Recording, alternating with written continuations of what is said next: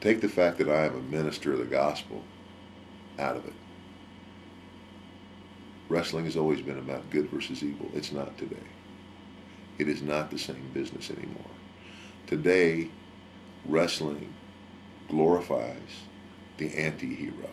Wrestling makes a star and a hero to the children and to the young adults in our country.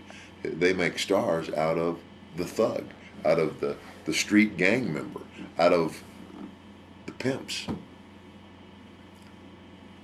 Folks, I don't know about you. As much as I've loved this business all my life, I do not want to expose my children to that. I don't want to, you know, I mean, it makes me sick in the heart when people say, weren't you a wrestler? And today I have to qualify what I say by saying yes, but I was a wrestler when it was still wrestling.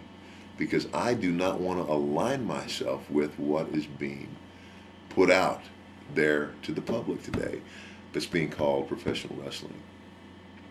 Um, you know, the thing that I enjoyed about being a wrestler was that even as the bad guy, and I was, you know, the greatest years of my life, I was a villain.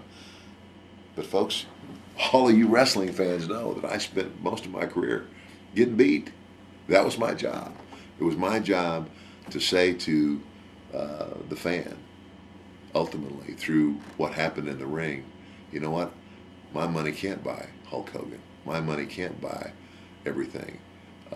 And, you know, if I keep thinking my money's going to buy everything, ultimately, it's going to blow up in my face. You know, that was the story that the $1 Million Man told.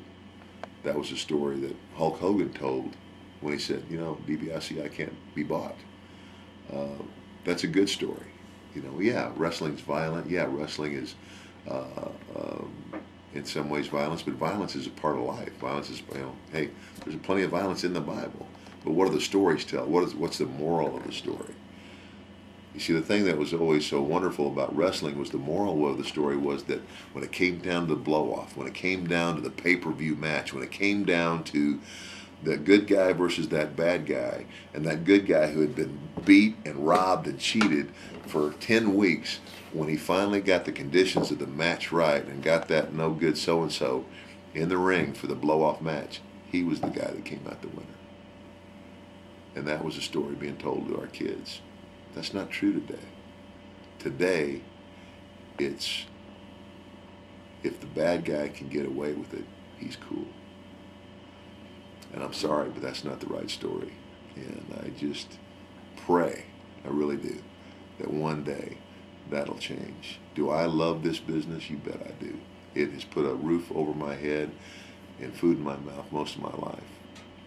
Uh, uh, but as long as I'm alive, I'm going to say what I said today, and I will do everything that I can, you know, to bring that back in some way. And there's a lot of people out there who would like to see that come back.